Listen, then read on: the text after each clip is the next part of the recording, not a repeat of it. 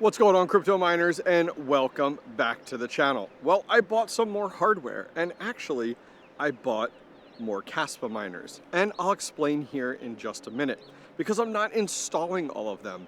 I'm actually going to get into this whole, what do they call this here, hardware arbitrage is what they call it, where if you guys aren't familiar or even think about it, and a lot of people don't consider the fact of, when you're looking at like buying the coin versus mining hardware actually has a value. It's an asset, and you can go ahead and resell it. And if you're on top of things, which I wish I was more of, sorry, there's like flies flying everywhere, I would sell my hardware at the peak because that's when it's worth the most. And so, well, today I bought up 3 more Kaspa miners. One of them we're gonna get up and running, and the other 2 we're gonna sit on and take a gamble and see if we can resell them at the right time. All right, so we're over here at Mr. Electrician's house at our ASIC mining shed.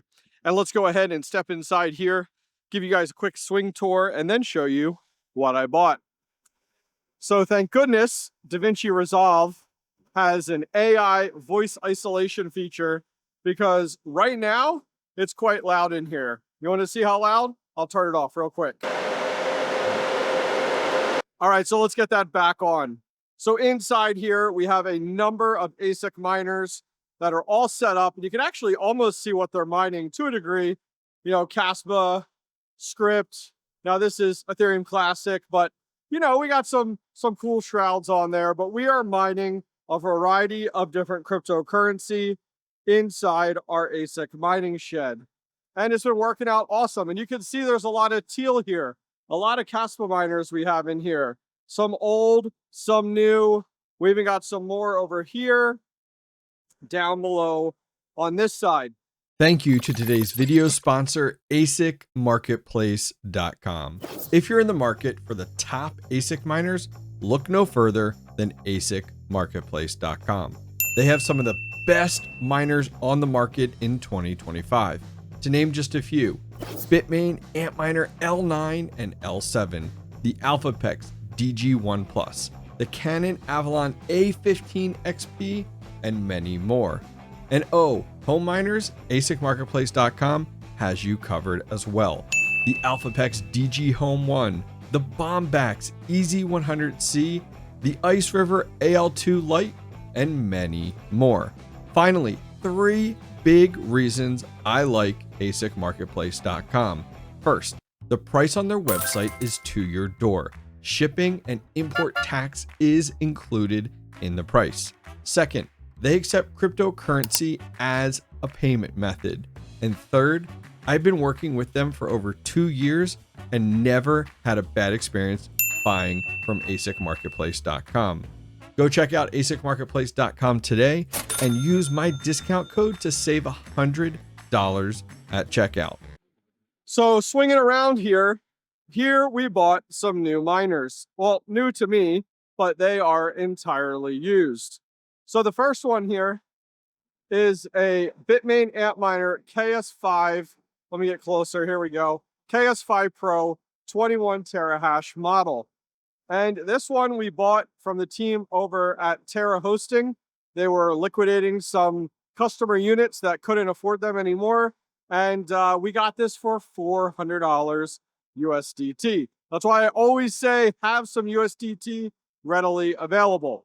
So we bought this up, and I have 2 more of these right now actually down here that we do have up and mining Kaspa currently. And those units, which we're going to install today, you actually remove the fans on the front and the back. You actually go in and install a shroud system. So from the team over at Fruition Design, they make all of these different shrouds for these different systems that you see here that are meant to butt up right up against it. So take a look. No high RPM fans. We have a shroud. We have a power supply shroud. And we have an inline fan here. Look how dirty. The pollen is crazy here right now. Absolutely crazy. We do need to get it cleaned up. But today we are going to install this KS5 Pro. Now, the other 2 units here, you can kind of see through the sticker, are Ice River units. These are KS5Ls, and we bought for $100 each. Now, keep in mind, that's shipped to my door $100, $100. And I have a KS5L over here, and we have a few kind of sprinkled in between here. What do we have over here? Here's a 5L right here. And the KS5Ls are pretty good. What are they at? 12, 11 terahash. But, you know, Kaspa's down right now, down hard. But in the last week, it's got up there at 10 cents, which is awesome. And I love to see it. But Kaspa really hasn't returned to that 20-cent mark where all these Kaspa miners are insanely profitable. So what I've been doing is I've been stacking Kaspa. Guys, I've been mining Kaspa with these units through and through over the last year, have not powered anything off, even with Kaspa down at its low. But where my head is at is, do I even open these up? And I want your opinion here. Do you guys think I should open up and run these KS5Ls, or should I hold on to them? They're only $100, so we haven't gone ahead and over leveraged ourselves to buy these. We have the boxes for them. We can easily ship them. You know, if Kaspa's price rebounds, could we list these and sell them for $500, $1,000, $2,500? I mean, I bought a KS5L over a year ago for $4,500. The other avenue to go is I have 3 KS3Ms, 1 and 2 and 3. Well, is it time to pack up these KS3Ms and try to resell them? I might be lucky to get $200 for one of them. So maybe it's time to pack those up and put in place these KS5Ls here. So would love to get your opinions, guys. Comment directly down below and give me your thoughts. In the meantime, let's go ahead and set up to go ahead and get our KS5 Pro in place and mining. All right, check it in with you guys. We did go ahead and get the front fans removed and the rear fans. I always recommend putting them right away into a Ziploc bag, and before we leave, we'll label it for what model, KS5 Pro, as well as all those screws and everything. I always keep these stacked away at home in a separate box. But check it in. So look, no fans on this side here. We've gone ahead and removed the fan cables, which will connect right here to our hash board. They use this square connection on some of the newer units, and the units are removed on the backside. Now, the nice thing is, Fruition Design does provide you the full kit that you guys can see here, and they did send this one over for today's video, so huge shout out to them.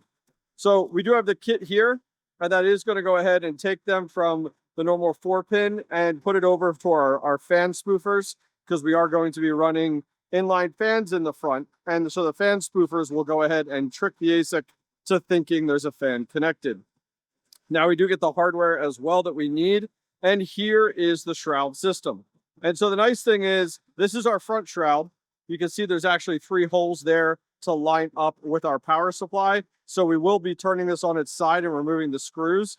And then, because all these models are very, very similar, they actually give you 2 different depths based off of what you're going to need. Are you going to need this one here, which is what we're going to need, or does the body of your ASIC a little bit shorter? You need this one. So the nice thing is, on their website, they actually have all the makes and models, and will tell you which kit you actually need, which is really convenient. All right, let's get back to work. All right, before we put on the rear shroud and all, we do need to get our fans installed, because then we're going to put the power supply cover back on there. So these just go ahead and clip in just like that, and then they supply us where we can go ahead and put in our dummy plugs. So I'm going to go ahead and get the rest of these in, and then we'll get our dummy plugs installed. Nice thing is, Fruition Design does supply all these, so you're not out here like guessing on anything like that, which is really, really nice. This comes with the entire kit. So let's go ahead. Here are the dummy plugs. Everything's in like individual little baggies, which is nice. All right, so they all come like this, and it actually, I know it sounds crazy, you actually snap these apart. Look at that. So we snap these apart, and these will go individually in each of these. There we go. Look at that. So it goes just like this, and we'll just push it in, as I say it, like it's with ease. There we go. Perfect. And this just takes the place of the stock fans. And this gives the hashboard a readout that, oh, there's a fan there. And it'll traditionally it's at like shows it at 6,000 to 7,000 RPMs. So it looks like the fans are running at max speed because a lot of ASICs actually have fan detection in them. And so if your fans aren't operating at the speed that it expects to see, it'll actually stop the miner from mining. So these are all done. So let's get Humpty Dumpty put back together up top here, and then we'll get the rear shroud on. All right, shroud is on and we are ready to go. Everything is set up as we would expect. Now the next thing to do, how do you cool this? Well, this is an AC Infinity 8-inch inline fan. The exact model is the S8. And there's two cords. You got a power cord, and then you also have a USB type C. And that actually, in some of the models, I've had it wired up into a, it's called a pivotal plug board inside of here. But I've started to go the route more and more, I'll show you guys, of a manual fan controller. So comes with a manual fan controller. It's on a speed of 10 right now. I set it a few weeks ago, and I've started using those more and more. They've been a little bit more consistent. This one here, great example, does have the pivotal plug board, wires right up, and that little purple board interfaces the inline fan with the ASIC instead of using dummy plugs, allowing the ASIC to control the fan speeds. But we're going to go ahead. This just buttons up right into here. It does come with an 8-inch hose clamp, but I love using this foil tape here. This is like, I think it's called like the Butler or something sealant tape. It's insanely sticky. Like, look, there's still some on here. I'm not even going to try to get it off. It's insane. It's very difficult to get off. It's just easier to cut it, but it gives a perfect seal to it. And I like to use that. It keeps everything stuck together, even with the hose clamp there. So let's get this wrapped up. All right, our Kaspa KS5 Pro is in place. Before we go cleaning up any cables, we're going to give it a few minutes to get up and running to make sure everything is working properly. So I slid it right back in. There's a rubber coupler right in the back. You guys can see right there with the hose clamp. We just go ahead and connect it there. Now, once this is ready, I am going to go ahead and put some screws in. You can see I put a screw in right down there, as well as I'll put a screw into the actual shroud. The Frisian Design shrouds actually have a screw hole.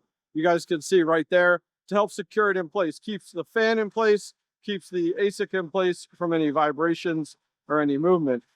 Now, to be safe that I don't go ahead and cut up my shirt, community member K-Trim, I'll put a link down below, makes these. I bought a whole bunch of them. You can see we have a bunch over there. So we absolutely need to get this in place because I have cut up so many t-shirts leaning over these ASICs. So let me get this finished up and buttoned up. All right, another ASIC miner tucked into bed here at our ASIC shed. So let's jump around here to the computer. So I keep a full spreadsheet of all the miners in the shed, their status, what PDU they're on, what shelf they're on, make, model, what coin, what mode, if it's normal or overclocked, what platform it's on, and then the serial number, and I keep that for insurance purposes. Yes, I have insurance on this shed, business insurance, as well as for the assets, the IP address, and then the credentials. Something else I do, and maybe this is totally anal, but hey, got to keep up with it. Here is what PDU number, total watts used on that PDU right now, 30 amp 240 volt at 100%, which is 7,200. Where this is 80% of a 30 amp 240 volt, and then where I am, red being 90% usage, green being, you know, lower 60, 70% usage, yellow, orange in there. So as you guys can see, I do have a number of these over 80%. I feel comfortable with it because myself and the electrician did all the wiring back to the transformer, all brand new wiring. So I feel comfortable. Only do what you feel comfortable. Just be super careful. Now, if you come down below, I've added in my inline fans. So my total watts in the shed, 67,899. If you convert that over to kilowatt hour, that's 48,887.28 at a price for the power that I pay is 0.073. So on average, it's about $3,568 per month. Add about $500 on there for my demand charge, and we're about $4,000 a month to run this shed. So taking a look, our KS5 Pro, happy camper, 21 terahash. Love to see it. If you guys are curious, over here on Two Miners, I have all of my miners over there. It's actually 12. I just renamed it, but we're at about 150 terahash total on Kaspa mining currently right now, broken up between 12 different miners. Full list is through here. And, you know, right now we're earning about 738 Kaspa a day mining this. We've been paid out in this shed 124,282 Kaspa recently since I swapped over pools quite some time ago, and we're continuing to stack Kaspa. Now, Kaspa right now, 0.0944. We were so close to 10 cents. Love to see us get back up there. If you're curious on profitability, income per day is about $9.50 right now, where Kaspa is at 9 cents. Electric per day is $5.29. So we're profiting about $4.25 in Kaspa every single day at my 7-cent electric. Huge shout out once again to the team over at Fusion Design for all their support of the channel and all the shrouds that we are using here in our ASIC mining shed. Guys, I'll leave a full parts list directly down below if you want to do this for one of your ASIC miners. All right, have a good one. Sorry to interrupt your video, but check this out. I constantly get emails from the community asking me about trustworthy hosting facilities in the United States that I recommend. Well, I got you covered. Listen up. A few months back, I visited BlockOps Mining's brand new facility in Central Arkansas. The team there was super professional, knowledgeable, and everyday miners like you and I.